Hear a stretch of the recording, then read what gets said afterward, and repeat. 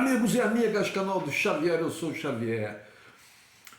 Gente, em março, o Deltan Dallagnol teve que fazer uma vaquinha porque ele foi condenado pelo Supremo Tribunal de Justiça a pagar uma indenização ao Lula no valor aproximado de R$ 75 mil. E aí ele pediu, ele que tem vários apartamentos, lojas e tal, está muito rico, né?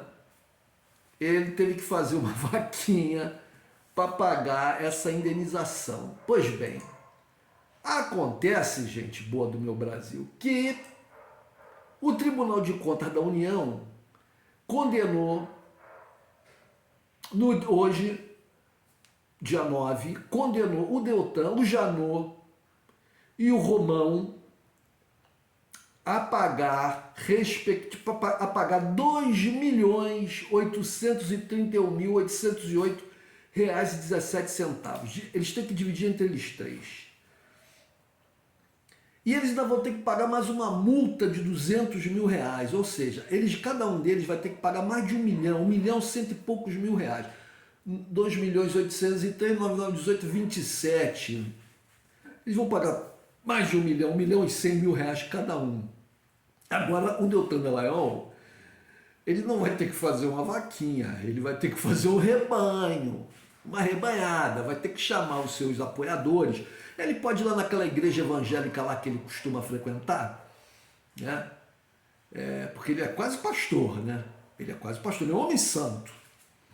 Ele é um homem santo, né? Ele, assim como vários e vários pastores evangélicos no Brasil afora, são homens santos, são pessoas de bem, homens de bem, né? Então ele pode juntar esses homens de bem, pode chamar lá a Micheque, né? a mulher do Cramunhão, né? E em nome da fé, que eles têm muita, né? Em nome da honradez, que eles têm muita, né? Eles podem fazer uma vaquinha. Deus vai abençoar, com certeza, e ele vai arrumar esse dinheiro. Mas ele tem que pagar. Ele vai ter que pagar. Ministros da segunda Câmara Ordinária do Tribunal de Contas da União, em votação unânime, condenaram nessa terça-feira, dia 9, o ex-procurador-geral da República, Rodrigo Janot, o ex-chefe da Força Tarefa da Lava Jato em Curitiba, Deltan Dallagnol, e o ex-procurador-chefe do Ministério Público no Paraná, João Vicente Beraldo Romão, a ressarcirem solidariamente dano de R$ 2.831.808,17 aos cofres públicos em razão de atos de gestão ilegítimo e antieconômico. Em razão de atos, se são atos, então tem que ser o plural. Escreveram errado aqui na matéria do jornal Estadão. Atos de gestão ilegítimos e antieconômicos. Ilegais com aval para pagamento de diárias e passagens. A integrantes da extinta Força Tarefa. Além disso, os líderes da operação terão de pagar multa individual de R$200 mil cada. A condenação cabe recurso, podem recorrer, eles ainda podem recorrer. Mas veja como é que eles gastaram esse dinheiro. Eles gastaram esse dinheiro com diárias e passagens, levando uma vida de nababos, né? Só andando de aviãozinho para lá e para cá, se hospedando num hotelzinho, tudo só passeando, tudo em nome da lei, corja de bandidos, criminosos, se escondiam atrás do cargo de servidor público, se escondem atrás da religião, se escondem atrás do púlpito das igrejas, né? Pois bem, mas aquilo é como se diz, a justiça, ela tarda, mas não falha, A Lava Jato foi a maior operação já deflagrada no país contra a corrupção. Aberta em março de 2014, foi extinta em fevereiro de 2021, após a execução de 80 fases ostensivas que levaram à prisão e condenação de doleiros, empreiteiros, lobistas e políticos. Após a decisão do TCU, o Deltan, hoje pré-candidato à Câmara dos Deputados, afirmou que a segunda Câmara Ordinária do Tribunal de Contas da União entra para a história como órgão que perseguiu os investigadores do maior esquema os investigadores do maior esquema de corrupção já descoberto na história do Brasil. Esse cara é uma piada, bicho. O que ele tem de altura, ele tem de cara de pau. Cara de pau. Mas, gente, é aquilo. As coisas... Olha, o mundo dá voltas, nada como um dia atrás do outro. Hoje você está por cima, amanhã você está por baixo, amigo. Hoje você está ditando as regras, contrariando o estabelecido para ditar suas próprias regras, mas amanhã a coisa muda. Amanhã a coisa muda. Você pode enganar muita gente, mas não o tempo inteiro. Mas não o tempo inteiro. Um dia a casa cai. E é o que está acontecendo com o Deltan Dallagnol. Com essa condenação ele pode ficar inelegível, né?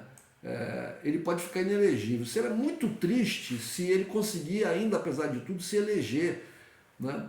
Se eleger para o Congresso. Isso seria muito triste, porque é uma figura das piores. Já temos uma bancada evangélica imensa. Ele certamente vai se alinhar com a tropa que apoia o Bolsonaro. Apesar a pessoa da Lava Jato ter se afastado do Bolsonaro, mas eles se identificam. Primeiro, ele vai se aliar à bancada evangélica que apoia o Bolsonaro, né? As pessoas de extrema-direita. Ele vai se aliar a quem? A quem ele vai se aliar no Congresso? A esquerda? Não. Né? A centro-direita? Não, a centro-direita, representada por exemplo, aqueles que defendem aí nos meios de comunicação o mercado financeiro e tal, eles têm posições com relação aos costumes e com relação a essa coisa da corrupção, de funcionários públicos, eles são muito sensíveis a isso. Então, muito dificilmente vão se aliar ao Dallagnol, sua trupe. Veja que todos os jornalistas dos meios de comunicação, hoje em dia, metem o malho neles, na Lava Jato, né? O Sérgio Moro, ficaram muitíssimo decepcionados. Também, ou gente inteligente, né? Ou gente culta, ou gente experiente. Impressionante essa gente. Mas, se ele for eleito, ele vai desbancar para a banda podre do Congresso Nacional. Então, esse cara não pode ser eleito. Ele não pode ser eleito. Tomara que a justiça faça o seu papel e ele não seja eleito. Bom, Dallagnol, a respeito do julgamento pela segunda Câmara, sobre as diárias, o procurador Deltan Dallagnol enviou a seguinte nota. Bom, eu já disse acima que ele diz que a Câmara entra para a história como órgão que perseguiu os investigadores da maior esquema de corrupção do Brasil. O órgão se junta àqueles que, ao invés de condenar o desvio de bilhões de reais de recursos públicos, decide condenar aqueles que se dedicaram arduamente a combater a corrupção. Ou seja, ele pensa o seguinte: bom, eu sou intocável. Eu sou intocável, porque eu estava combatendo a corrupção. É a mesma coisa messiânica, né? Eu estou com Deus, eu sou de Deus, eu sou da paz de Deus. É a mesma coisa do discurso da Micheke. É a mesma coisa do discurso da Micheke. Ela esquece que aquele marido dela, o filho do marido dela, os filhos do marido dela, né, são os caras ligados à milícia. Isso eles não veem. Que os caras, os amigos dele, eram aqueles policiais que frequentavam, que estavam envolvidos na morte da Marielle, que frequentavam a casa deles. Isso ela não vê. Isso ela que fala tanto em Deus, em Nosso Senhor, em Jesus, isso ela não vê. Ela não faz uma condenação à marcha evangélica que tinha um carro alegórico com uma arma. Um carro alegórico que era uma arma, uma pistola, um revólver. Isso é um absurdo. Que cristãos são esses? Que cristãos são esses? Que cristãos são esses? Gente, tem um filme muito interessante que eu me lembrei aqui agora, é um filme com Michael Caine, infelizmente eu não lembro do nome desse filme. Michael Caine, grande ator em inglês, Michael Caine. Nesse filme, não me lembro do nome do filme, mas nesse filme ele faz o papel de uma pessoa, de um ex. O filme se desenrola na França. E ele faz o papel de um colaborador nazista ou um nazista que é perseguido por aqueles judeus ou israelenses que se dedicaram à captura dos judeus foragidos. Então o filme é ele fugindo pela França e os investigadores judeus perseguindo ele, mas alguns jornalistas também. E ele é protegido por indivíduos da Igreja Católica, porque ele era muito católico. Tem uma cena dele que ele entra na igreja e reza, mas ao mesmo tempo ele era capaz de assassinato, ele maltratava animais. O filme é muito interessante, mostra como uma pessoa pode ao mesmo tempo ser um seguidor de uma religião, né? Uma pessoa muito religiosa, uma religião como é o cristianismo, a religião que tem na palavra de Jesus Cristo, né? Que é o símbolo, né? O centro dessa religião, e dos seus apóstolos, a palavra do amor fraterno, do perdão, né? O principal mandamento, um dos principais mandamentos, né, é amai-vos uns aos outros. Amai-vos uns aos outros. No entanto, uma pessoa que segue essa religião, ela pode ser extremamente cruel. No filme do Michael Caine, porque o filme é baseado em fatos reais, uma pessoa que segue essa religião pode ser extremamente cruel. Bolsonaro, aparece um vídeo do Bolsonaro em que ele fala lá numa reunião lá com umas pessoas lá, que se na época de Jesus tivesse arma para vender, que Jesus compraria, uma coisa assim que ele fala. Que gente é essa, rapaz? Que gente é essa? Que gente é essa? Que essa gente... Como é que funciona a cabeça dessa gente? É essa gente que a gente tem que tirar do Brasil, tirar do comando do país, urgentemente. Porque se eles continuarem, esse país vai afundar de vez. Nós éramos a sexta economia do mundo e despencando ladeira abaixo, estamos na 12ª. Estamos na 12ª.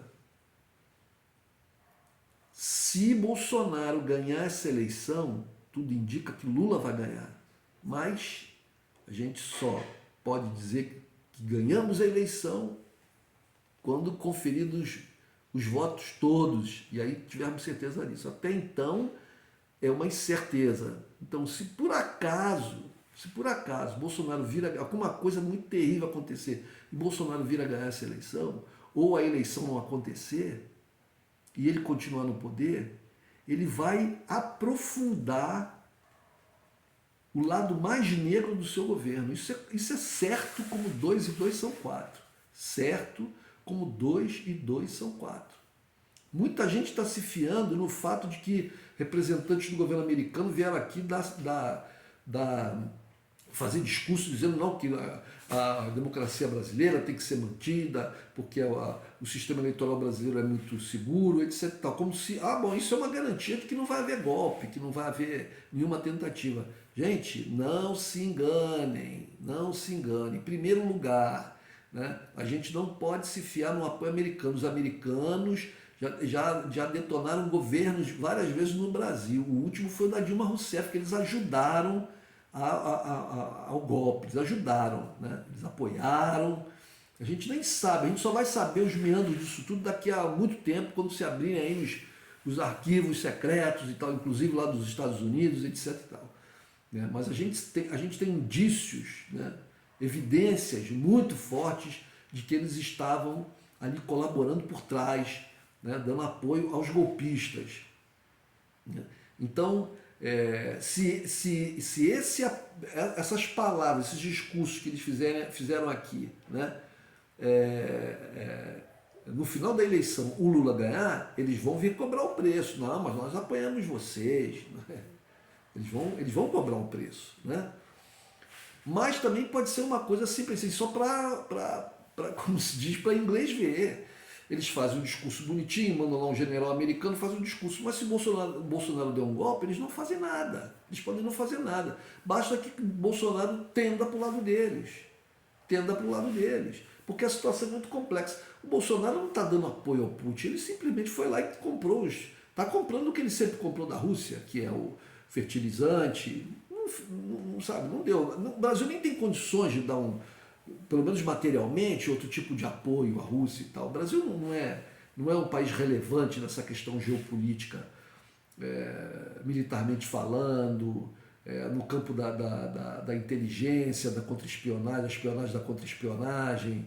Né? Não é relevante. O Brasil foi relevante no campo da diplomacia, na época do governo Lula, né? E porque estava num processo de ascensão, de enriquecimento, então as expectativas estavam todas voltadas para o Brasil. Mas agora que ele está no descenso, né? A diplomacia foi praticamente destruída, o que nós temos para oferecer? Nada, não temos nada. Então, os americanos, o que os americanos querem é que nós não venhamos a dar apoio, um apoio substancial, econômico, ou cooperações, intercâmbios e tal, com os países, nomeadamente China e Rússia, mas obrigar o Brasil, por exemplo, a ter uma posição no comércio internacional com esses países avessa, ou muito avessa a seus interesses, é muito difícil. O Brasil não pode, mais do que Bolsonaro já fez, não pode brigar muito com a China, porque a gente vende maciçamente os nossos produtos para a China. Se a China cortar a compra de nossos produtos, nós vamos, a miséria vai se espalhar aqui, vai se espraiar pelo Brasil de ponta a ponta mais do que já está. Mais do que já está, tá? Entendeu? Se nós não comprarmos os fertilizantes, nossa agricultura para e o país mergulha, né, de novo numa crise profundíssima. Então os americanos não têm como impedir ou exigir que nós não compremos fertilizantes ou não vendamos soja e minério para a China, né? Mas podem impedir, por exemplo, que nós nos aproximemos mais desses países em relações de troca tecnológica, né? de uma aliança financeira, de uma aproximação financeira mais íntima, né? De uma aproximação diplomática. Isso é que os Estados Unidos não querem. E nesse contexto, ele pode ficar tranquilo, porque o Bolsonaro ele tem uma tendência, ele batia a continência para a bandeira americana, ele batia a continência para funcionário de terceiro escalão. Quando veio aquele, nem me lembro mais o nome do cara, um esquisito lá que veio aqui no Brasil, ele bateu continência para o cara, né? Acho que ele bateu continência até para a bandeira do Estado de Israel. Então, quanto a isso de Bolsonaro sair aqui do polo da influência americana e buscar uma aproximação nesse contexto, nesse sentido que eu falei, com a China, com a Rússia ou com o Irã, isso muito dificilmente. Então, para os americanos, não é assim tão ruim que o Bolsonaro continue como governante. O Lula, se for presidente, vai buscar, tudo indica, a mesma independência que o governo dele tinha na época que ele era presidente. A mesma independência em relação aos Estados Unidos e aproximação visando os nossos interesses da China, da Rússia e de qualquer outro país do mundo. E isso não é interessante para os americanos. Eles não querem ver o Brasil se desenvolvendo, fazendo comércio, obtendo tecnologia no campo, por exemplo, bancário financeiro, tendo relações com outros eixos de poder financeiro que não seja o eixo Washington-Londres, a submissão ao eixo Washington-Londres. Então, gente, não se iludam de pensar que, porque vem aqui uma meia dúzia de americanos e falam que são a favor da democracia, que isso é garantia de alguma coisa. Não se iludam, né? Mas é isso, gente. A luta continua, a gente tem que estar atento e mais uma vez, né, a coisa do um dia atrás do outro, a justiça tarda, mas não falha, né, está acontecendo com essa derrota do Dallagnol, do Janot, também era um outro canalhão, né, de quinta, e esse Romão também, eles sendo obrigados a pagar. Eles devem estar num desespero. Imagina, mesmo que você tenha dinheiro, mesmo que você tenha alguns milhões, imagina você ter que pagar, né, aproximadamente 1.100.000 reais, tirado do seu bolso, da sua conta bancária, dos seus investimentos, das suas posses, tirar para pagar alguém a quem você fez muito mal, né? Ou melhor, no caso o Estado, que não deixa de ser, né, não é uma pessoa, é uma pessoa jurídica a quem você fez muito mal. É isso. É isso aí, gente. Um abraço.